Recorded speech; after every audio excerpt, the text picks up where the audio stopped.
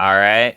Welcome back. Episode 39 of the Young Old Heads podcast. I'm one of your hosts, Tommy, aka TV Sports Cards, and I'm here with my good friend and co host, Max, aka Cards Max, aka Cards Max Gilded Edition, Gilded Collection Gilded Edition? Collection. Max, how you doing? I'm doing great. Gilded Collection shiny card. Yeah, Gilded Collection, easy money move for the edition of Max this week. I don't know. I've been seeing just a few people ripping it, just like the big breakers. For those that don't know what the fuck we're talking about Topps Chrome Gilded Edition, Gilded Collection that came out for 2022. Just in case you didn't think there was enough Wander Franco Topps Chrome rookie cards out there. Yeah, it'd be like if Topps Gold Label had got a divorce and then married Topps Chrome. Topps Chrome marrying Topps Gold Label and then having Topps Gilded Collection as the hot stepdaughter. I don't know what that was, but take with that way you will. But Max, you're wearing a jean jacket right now, I and am. and everyone knows what that means. If you listen to this podcast, you know that jean jacket means business. Means What sort card of show. Yeah, it means card show, means card business.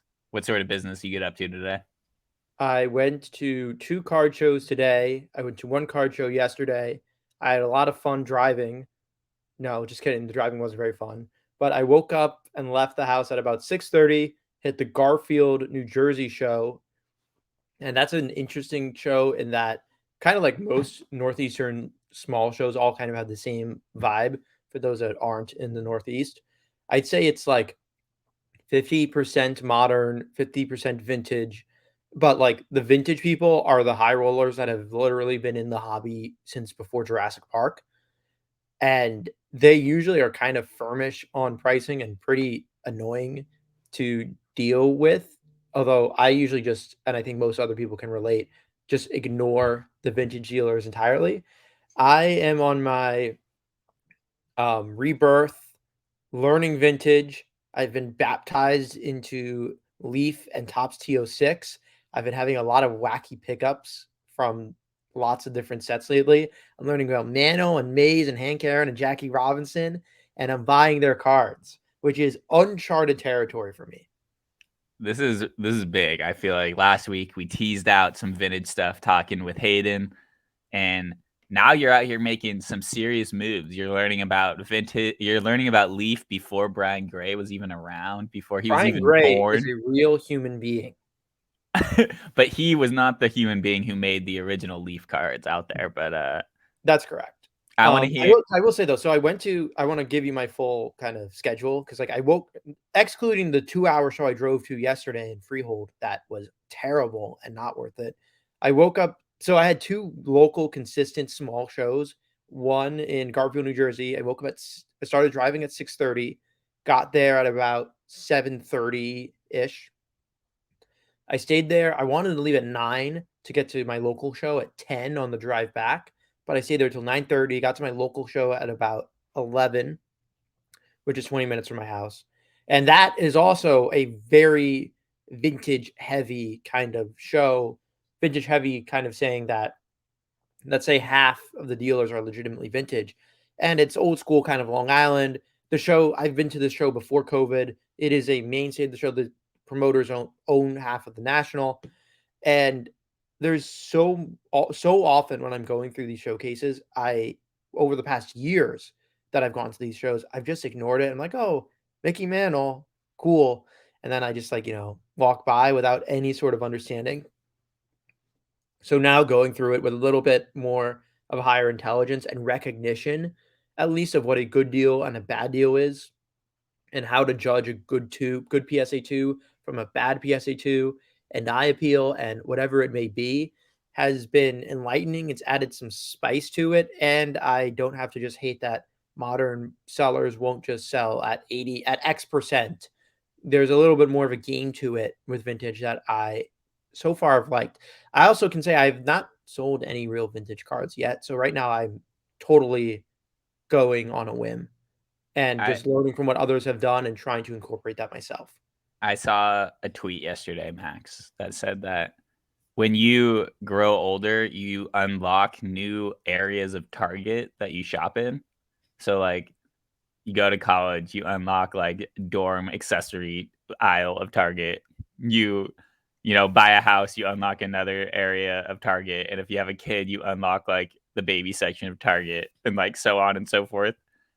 I think that cards and card shows are the same. Like, you're learning vintage, and now you're unlocking, like, new areas of card shows that you can go into and make deals with, and, um, I think that's awesome to hear because, like, I know that those shows you're going to a lot, and in my head, like, whenever I'm going to a show for the second like, for a repeat time, like, I kinda have a general idea of where I need to go to finally get deals, and I know that you go to these shows, like, pretty weekly and pretty regularly, so, um, are you feeling like you're kinda because like, at these shows, are you going to, like, the same tables every time, or, like, do you Usually, yes. Give or I have an understanding of which dealers I'm friendlier with and where each one specializes in. Just being able to distinguish between the baseball tables and the ones that are gonna buy from me at 82% comps and the other ones that are gonna buy it for me at 78%, which is why I don't sell at shows. But and then I kind of have an idea of, okay, where relative to comps, who has better inventory and who's always going to have new inventory. I know this has been something that's been discussed in the past of the freshness of inventory and stuff not being stale. Because when you have, especially the older gentlemen, many have been there pre-COVID, that are just sitting on the same stack of Ronald Acuna Bowman draft non-first PSA 10 rookies. You've seen it 20 times. It's not a cool card. He's not going to give you a good deal, and there's no point in bothering. So Yep. but in regards to vintage dealers, I gloss over them in the same way because they don't have anything relevant to me, just as the second Bowman Ronald Acuna Jr. dealer doesn't either. But I unlocked the ability to talk to the tobacco card dealers, and they're interesting guys. They're a little bit overpriced, but they can be because no, they don't have to sell to you, even though I want to buy off them. But I know, especially in the hobby, in buying and collecting or whatever it is, like if you throw enough money at someone, maybe they cave and do a lower percentage and you have some room and some meat on the bone. But some of these people don't even need it just because they've built so much cards and cards turns to cash and then turns back to cards. They're already a Yeah. few levels above that. What so we talked a little bit about your theory here. You talked about what you've been up to, but I think what people are more interested in and what I'm excited to hear about, which is what are the cards that you have bought in so far in vintage and what have been your strategies? I know you bought some on PWCC the other week that I don't think we've talked about yet. So go back, tell the people what have you Yeah. been buying? So I want to say, I think the day of the Hayden throwing Chet episode was when I bought a Ty Cobb T206 red portrait, and it was a PSA 2. It has a noticeable crease by Ty Cobb's head, and Ty Cobb is essentially the best player in that set that's not Eddie Plank or Honus Wagner. And Cobb's cards are relatively printed in a normal amount, an acquirable amount as well, to where you can usually find one or so or free or a few on the market. PSA 2 looked really nice. I don't remember the back. I think it was a Piedmont back. Whatever. I then bought a Walter Johnson. Tommy, do you know who Walter Johnson is? Have you been studying those Ken Burns baseballs documentaries? Don't even try to question my knowledge on the big train. Okay, I will not even try to question your knowledge on the big train. So with these T206s, a lot of the players, especially the more popular players, they have more than one card. Like Ty Cobb has a red portrait, a green portrait. The green portrait's a little bit more rare than the red portrait and is desirable and pricey because of that. And then Ty Cobb has I think bat on shoulder, a bat on, and a bat off shoulder, bat off. And those are the other Is those there 4 is Ty there Cobb a teams. is there a bat down Cobb too? Bat down Yeah, it's a Gatorade Sapphire bath? they run to They 250. they got a Gatorade bath one too, I'm sure. Yeah, of course, they have a Gatorade bath. And But even, like, some other variation, like black cap, white cap with some other players, but, so I bought the more desirable but cheaper version of the Cobbs. I think the bat on shoulder, bat off shoulder, they're not as cool, they're not like the silhouette kind of style card. I bought a Walter Johnson hands at chest because there's like another one, not the portraits, and that's cool. Beautiful, beautiful PSA 2. It has a little mark on it. And now it was graded before the days where PSA gave qualifiers. So I think otherwise it would have graded a little bit higher.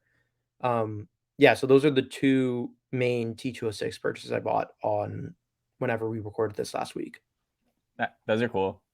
You're going for the classic cards, Max. Go for the best players from these sets as like kind of an entry point, which I think is smart. Is that like conscious that you're doing that? Like, I know these names. I know that they're like the true goats. Like, I'm not gonna fuck around with like some low name T206 as like your first purchase there.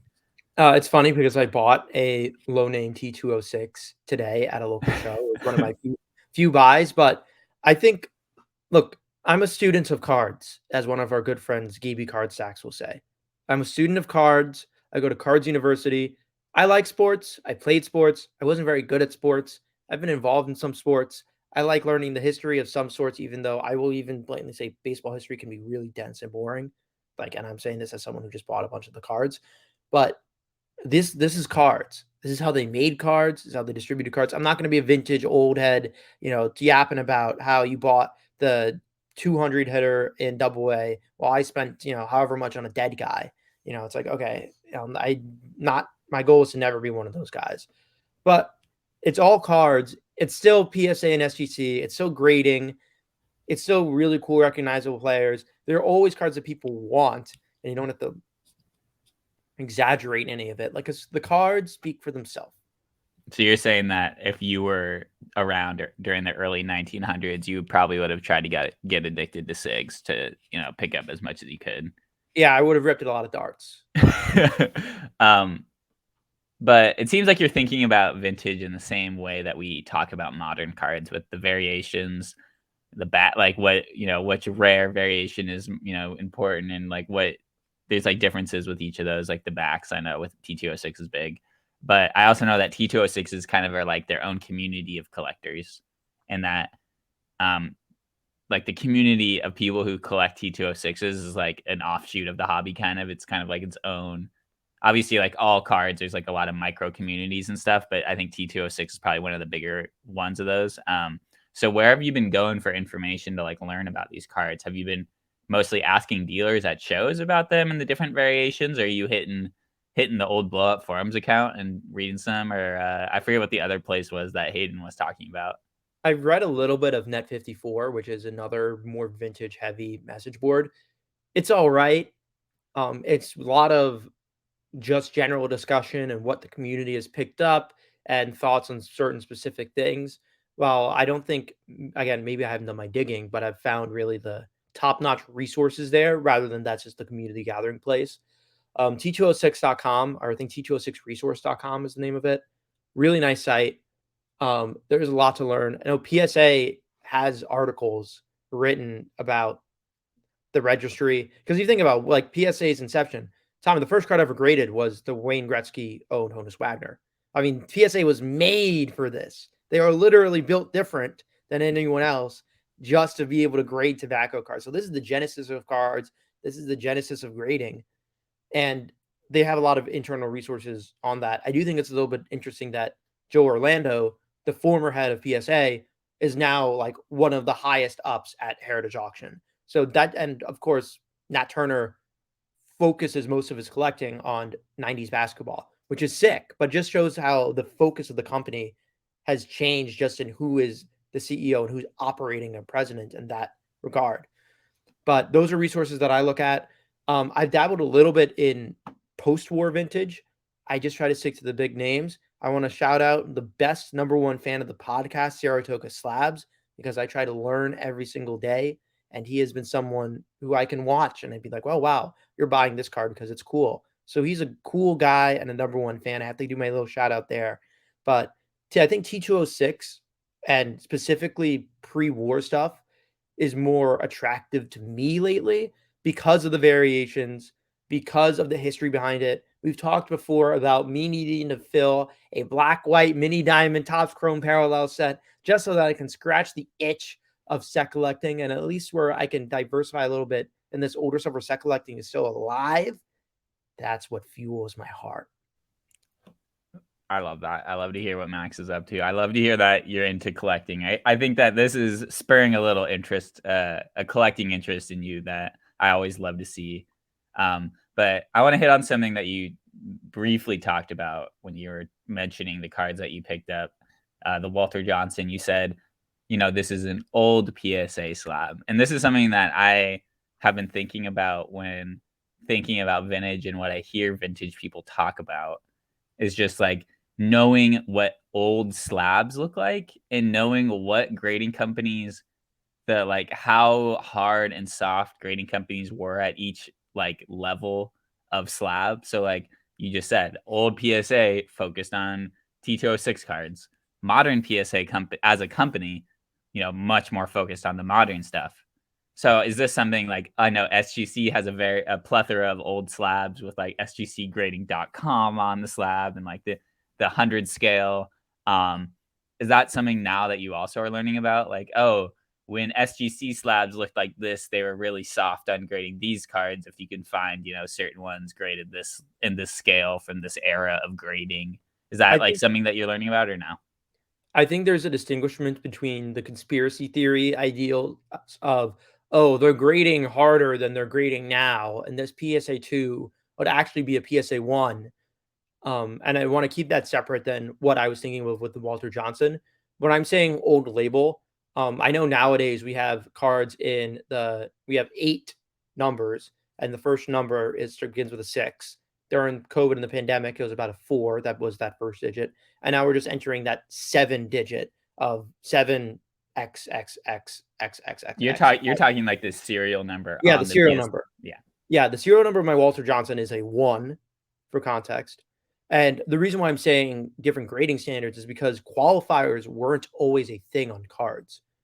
Before, if your card were a 7 OC for off center, that means the card would have gotten a 7 if it weren't off center. But back then, they wouldn't have given it 7 OC. They would have given it 5 without mentioning of the centering. So in this context with the Walter Johnson, you can argue eye appeal because eye appeal is a subjective itself, but this Walter Johnson plausibly could have gotten a PSA 4, PSA 5, and if it were regraded, it would have the MK marking qualifier on it rather than it just being a PSA 2. I I don't don't think know if we that helps or hurts, but it definitely makes it seem like it presents more than the average PSA 2. that's interesting. I don't think we've ever even talked about the qualifying aspect of grading on the pod before, but is that another aspect that you are learning about, or is that something you've already kind of knew about? Like I know in passing that I understand the OC one, MK as a mark. Is there different levels to how much each of those qualifiers like dampens the value of a card, or is that out of your realm of knowledge right now? I know generally speaking, the qualifier will mark the monetary value of the card down about 2 grades. I think for eye appeal, it just depends, like, if there's a tiny pinhole on the card, that actually may not have a qualifier, but that'll still lead to a PSA 1 when the card will otherwise perform much higher. And especially, like, with a marking, well, how bad is the marking? Did someone scribble on glasses on Mickey Mantle's head, or is it just, like, a tiny little thing of crayon? Yeah. That's what matters and how much it dampens the appeal of it. Yeah, I know that like Mike Baker for PWCC will do like his like, oh, this is a gold diamond 8, meaning it's like a really good version of the 8. Like it's kind of like a qualifier for eye appeal. And I know eye appeal is like a hot button word to say in vintage. Like the eye appeal is good is like it's like saying pack fresh or something. I feel like it like has value in some regard, but it's also like hard to quantify. Mhm. Um, do you have any other vintage thoughts before we transition the topic a sec, Max? Or I don't know what I'm doing. I'm just trying to do cool things and things that I can make money on. yeah, And if I'm holding it for a while before I make money, that works as well. Um, and I think just as how I stick to relatively short printed cards in order to leverage previous sales in my favor, as well as the exclusivity and lowest price on the market aspect within reason to put that in my favor as well. Doing that with vintage is just especially more common, especially when the context is not everyone is equal and not every 2 is equal and not every 3 is equal. but every one is equal. Clip that for sure. But wait, before we move on, can you tell us about the card you bought today that I you have bought not I have bought not in? 3 I bought 3 cards today. All I'll right, build well, it up. yeah, I'll bu run through 'em. Yeah, I bought a I feel bad. I don't know the guy's name, but it was a cool card. I bought an SGC1 Old Millback. I don't know the guy's name, but Old Mill is one of the more shorter print cards. Oh, sorry, Bill Sweeney. It was an SGC2. Looks really cool. Tommy, you can't see the crease there, but there is a tiny crease like on his chest. And this is an Old Mill back. Old Mill is one of the scarcer backs.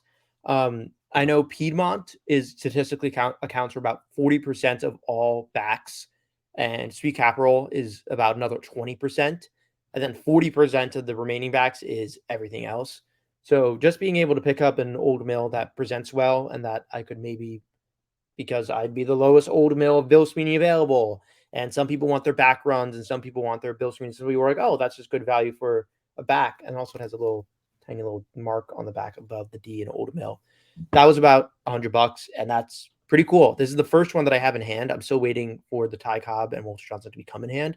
So having this in hand, pretty cool. Do people do like rainbows with the T206s then with the backs? Like, is that the game that people do? I think that's what some people do, which is like sick, Yeah, right? that's cool. Because there's like a billion, not a billion, but there's a good quantity of different backs, and some of them are just like so scarce. Like Ty Cobb backs are only on Ty Cobb cards, and I think there's only like 20 of them in existence, and I think every copy that sells does 6 figures, That's sick. and they're mostly on the red portrait, I think. So that's really cool, and I think even just like some people just chase the back because like, wow, there's a certain back and it hasn't appeared in so long. Yeah. There's so many intricacies and variations to it that it's cool. I've heard also that some people do like team runs. Like some people will do the entire Yankees for that set Yeah. or the Washington Senators. And that's how some people get the joy of collecting. Because from I was listening to a podcast, one of the podcasts listening, you said there's only been like maybe one set that's ever done like the full 526 or excuse me, Yeah. 524 or Yeah. something like that. Yeah. Even doing a full 520 set is really, really crazy. I was talking to a dealer today that said he said he bought 2 520 sets, and one of them was actually a 521 set because they're Tommy, just to give and the viewers, What? I don't listeners. know. I don't know Yeah, what yeah, that means. I have to give context for that. So there's 4 cards that are seen as essentially so obscenely difficult to acquire that it is not in any normal person's financial means to acquire them. And that's the obvious Honus Wagner, who was taken out of quickly due to cigarette controversy or not wanting his name or likeness. There's Eddie Plank, who probably is the second or third best player in the set, against Ty Cobb. And I believe he was from Virginia. Most of the cigarette companies were from the South, and he did not want his name and likeness to be used by Southern companies because after the Civil War, there's still a lot of tension. That's my understanding of what the alleged reasoning behind it is. And there's 2 other players that have slight variations in their team names that are just very I think one has like 100 copies, the other has maybe like 20 or so. And they just don't come up often. When they do 5 figures. So they're not very meaningful relative to the rest of the set. So the full set that people consider the monster is 524 cards. And then when people are legitimately doing a set, they usually consider it the full 520 and they exclude those 4 cards. All right, that makes sense. That makes sense. Yeah, sorry for a little vintage bomb on you. No, this is all vintage bombs. This is a vintage bomb episode. All Second right. card that I bought is a PSA 7 Roberto Clemente 1956 tops. It is PSA 7. It's a white back. I don't know the differences between white backs and gray backs for 1956 tops.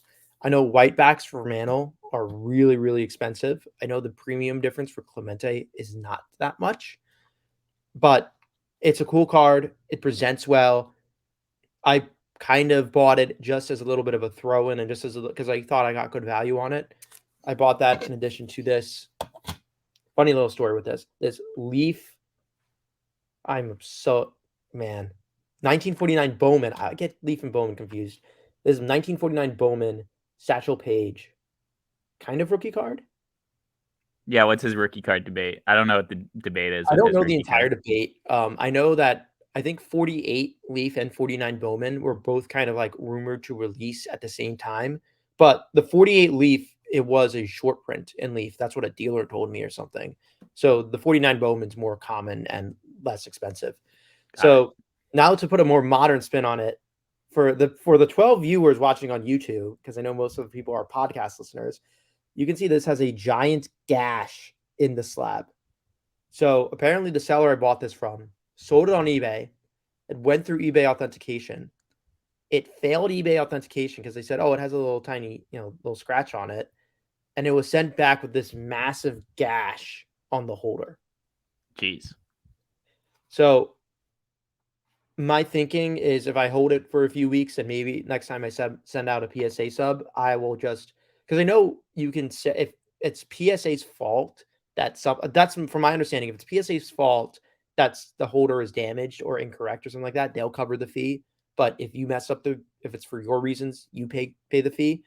But regardless, I'll probably hold it for until I send out my next PSA sub, or unless it sells in that time. But if I do hold it until that time that I would submit next, I'll probably just get it reholdered. Oh, also, yeah. So eBay authentication gave the buyer $100 for the massive gash. $100. A What hundred bucks.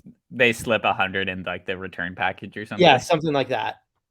But that's just a wild story of like, oh yeah, eBay authentication sucks. I'm like, yeah, it's not that bad. Yeah, no, we actually sold, and I was able to pull up their completed sale, and it's the exact same slab without the huge crack in it. Yeah, that's So that's a ridiculous. funny eBay authentication story.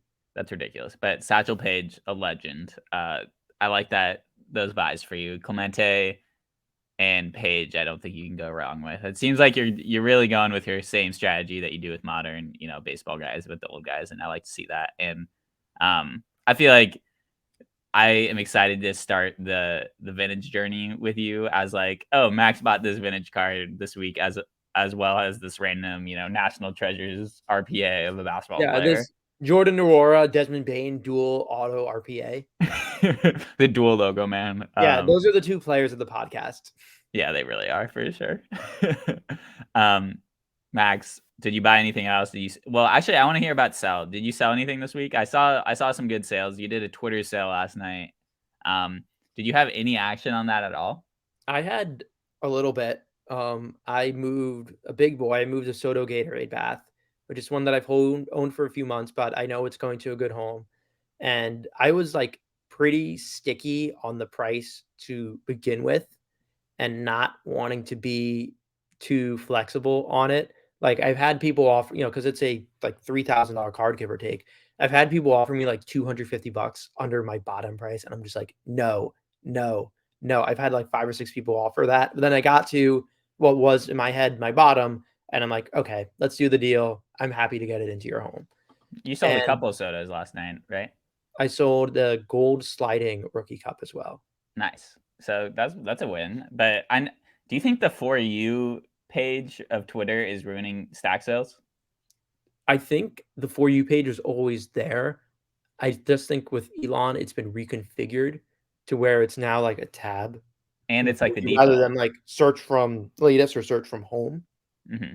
I was always a search from latest, Chad. I like to see things as they show up. I Oh want to yeah, be first. I don't want to see the popular tweets. I want to see the tweets that get censored and shut down. Let me comment on those. for real. But But it's good. It was good to see some action on your sale last night because I feel like there's been a lot of like, oh, you can't sell on social media anymore and like a stack sale, story sale type way because there's not enough buyers. But you have a pretty big reach on Twitter, and you can still sell cards when you want to. I mean, what I was doing for most of the night, I was just going to my eBay store, which has pictures already taken, especially pictures on my desk and not just like scans. I think people are anti-scan because they're less attractive. But I go to my eBay store and I'm like, oh, what hasn't sold? And it's like, oh, here's this $7 card. Let's just copy, Control C, Control V, post it in for $5 instead of 7. And that was like part of it because like the pictures were already taken. And part of the issue with running a stack sale is the legwork. But part of why I'm going to be careful with my language here because they can be said in a very bad way. But part of why I think eBay is supreme to everything else is that I just list the things and I'm done. I don't have to relist it. I don't have to tweet about it 20 times. And even when I'm tweeting, It's like, okay, I just go to my eBay listing. I have it titled out and ID'd. I have it priced for the most part. I mean, there's items that, oh, okay, I have my item at $15 when lowest available is 5. Excuse me, when last sold was 5. There's times like that where it's like, okay, maybe I have to recomp it to make sure I'm fair. But usually it's just dropping a buck or two off my ask and putting it on Twitter. And of course, getting that eyes. And regardless of platform, it's pretty easy to get a few hundred impressions on any tweet you send out. Might be more than your eBay listing of your niche card gets in 30 days.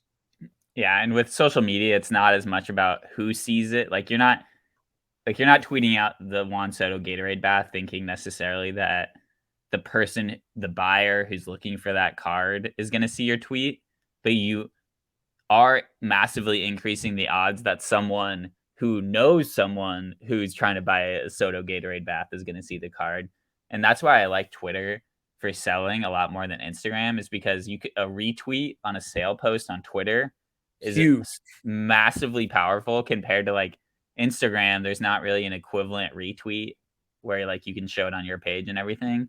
And yeah, on Instagram, you can like send a sale post to someone who might be interested to it, but it's not as much like a direct, it's not as open, which I think is fun. Like on Twitter, like I can tag someone on one of Max's tweets about a card that he's selling. I know someone who might be interested. I can tag them. They can tag 2 other people who might want to buy it too. And, I think that's a very powerful mechanism that Twitter like provides that not all social media has. But, all right, Max, we're closing down here. I need to hear one more. I'm going to do one card that I bought, and then I'm going to let you do whatever closing card or deal that you want to bring up. But I bought a 2013 Panini baseball card, and I think I got this card for an absolute steal because of that. It's a tri-relic of 3 of the best left-handed pitchers of all time. It's Warren Spahn, Clayton Kershaw, and Madison Bumgarner. So it's it's a 3 pitcher relic. It's kind of a fun one. It's one of those like floating head type looking cards. So it's like they're all like floating heads with like a relic. Yeah. My parents claim to have almost named me Warren when I was born. So as a lefty pitcher, I also was always a big fan of Warren Spahn as a baseball history nut. So I've kind of been wanting to get a nice Warren Spahn card for a little bit, and then I saw this one on eBay for auction, and I was like, you know what, this is pretty dope. Madison Bumgarner, obviously one of my favorite players of all time. So nice little tri-relic, vintage adjacent card, you could say. Mm-hmm. I know you don't. Decent. Vintage adjacent. All right, Max. Last dealer card you want to talk about? Cards. You're done. You have nothing else. You left it all. I always have a lot else, but I think the cards speak for themselves. Yeah, I think I am loving I am loving the hobby, as many would say. I'm going to California next week. I'm going to be bringing my cards.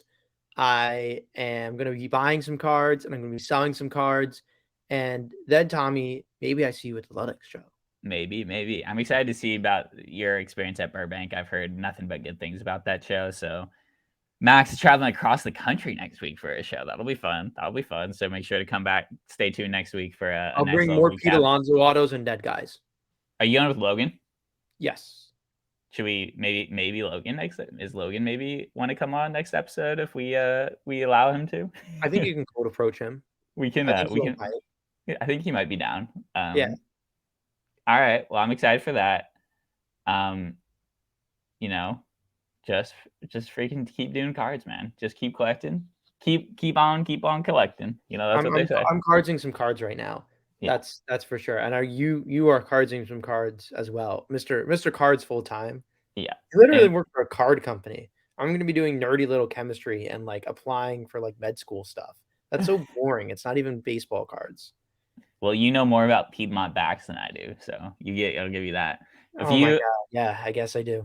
If anyone out there has any random vintage anecdotes that they want us to say on the podcast about random sets or anything, feel free to reach out, because I lack in my knowledge on weird, fun vintage stuff.